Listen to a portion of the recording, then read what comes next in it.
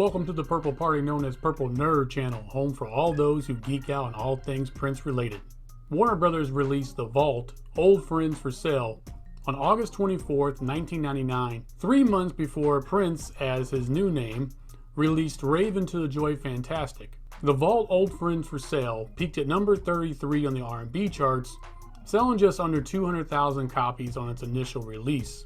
No videos were released for this project, and all the singles that were released were simply promotional singles, and therefore did not chart. Those being Extraordinary, which was released in the US, Rest of My Life, which was released in Japan, Five Women and It's About That Walk were both released in Germany. This album would serve as the final album to fulfill Prince's contract from 1992 with Warner Brothers. Prince had turned this album in with Chaos and Disorder in April of 1996. Both projects included not only the music, but full artwork for both of them. While this was going on, Prince was releasing music under his new name, independently outside of Warner Brothers and out of their contract.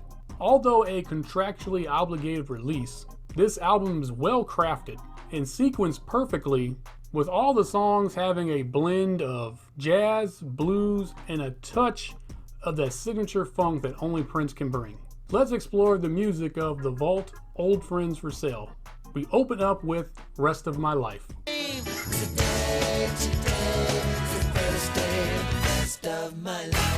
This short but energetic song bursts out just ringing bells of positivity, with the announcement of today being a new day and to forget the problems of yesterday. This song was recorded in 1992 with the Diamonds and Pearls lineup of the MPG, and it was planned to be on the abandoned I'll Do Anything soundtrack. I did a video on this unreleased soundtrack, and I will have a link to that video at the end of this video. Next is About That Walk.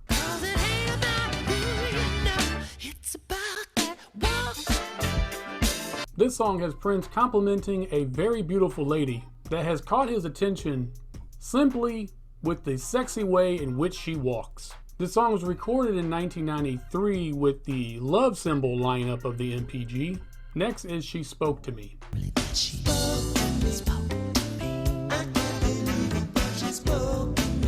In the song, Prince talks with bewilderment that a beautiful woman has actually given him the time of day and has actually given him her full attention.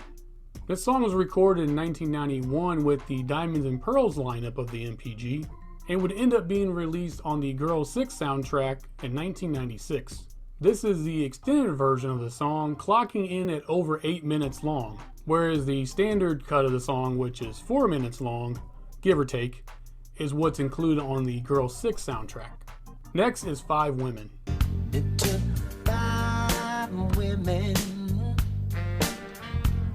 Now then, this song right here, I really dig this one. As in the song, Prince tells the story of 5 women that he had to date to get over the woman that left him, with hilarious details on each one. Prince recorded this song in 1990, but passed it on to Joe Cocker in 1991. Joe Cocker would go and re-record the song with his own band and include it on his album Night Calls, released in October of 1991. It took 5 women. Next is When the Lights Go Down. Hey, when the lights go down, and it's just you. This jazzy number was recorded in 1991 by Prince, Sheila E., Michael B., Sonny T., and Levi Caesar Jr. This is a spicy little number that talks about 2 lovers that apparently have great makeup sex. The song actually goes on for a full 3 minutes before the first verse even starts. Honestly, I thought it was an instrumental the first time I heard it. Next is My Little Pill. Almost dive right off my windowsill every time I pop my little pill. This song was recorded in 1992 by Prince for the aforementioned I'll Do Anything soundtrack. The song was actually written from the perspective of one of the characters in the film, and was actually recorded by that actress who was playing that character, that being Julie Carver, for the film when it was still a musical. And to have a better understanding of what I'm talking about, go ahead and check out my video about that album at the end of this video. Next is There Is Lonely. There is lonely, then there is how. Recorded in 1992 by Prince, this song takes you into the deep, dark abyss of depression and the overwhelming feeling that is loneliness, even going so far as to compare it to the story of Cain and Abel from the Bible, which comes from Genesis chapter 4. This song would be added to the again aforementioned I'll Do Anything soundtrack, and it was recorded with actor Albert Brooks singing the lead for the film, again while it was still a musical. Next is Old Friends for Sale.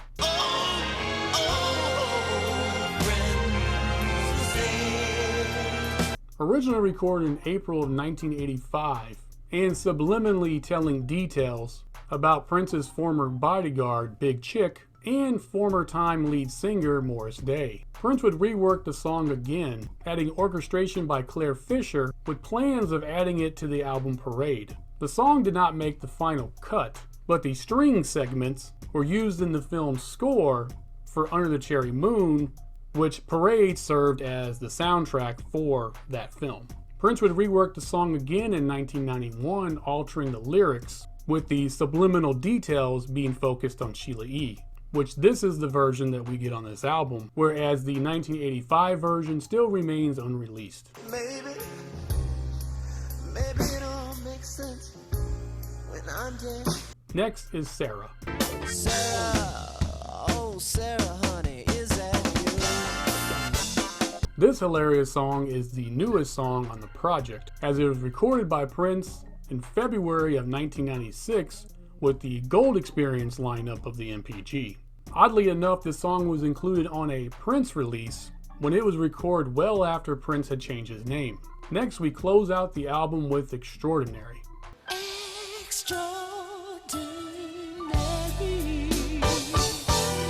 This breathtaking ballad was recorded by Prince in 1992 with the Love Symbol lineup of the MPG, and then reworked again in 1993, adding Rosie Gaines to lead vocals, with plans of it being on her album Concrete Jungle, which unfortunately did not see the light of day until December of 2009, with this song not making the final cut of that album. The best way I can describe this album outside of underrated is cool. It's just got this like continuous smooth groove to it, and everything feels really playful. Oh, and I almost forgot, being that Warner Brothers was dropping this album so close to his upcoming album Rave Until the Joy Fantastic, Prince attempted to compete with this album by releasing Beautiful Strange on VHS, featuring Mel B of the Spice Girls, on the same release day of this album, exclusively through 1-800-NEW-FUNK. Thank you for joining me on this episode. Please like and share this video, and as always, please subscribe to the channel. It really does help the channel grow. And if you have a moment, go ahead and check out my Patreon page. I will have a link to that in the description down below. I will see you in the next episode where I talk about an album that was in one of the later phases of Prince's career. And until that next episode, I wish you heaven.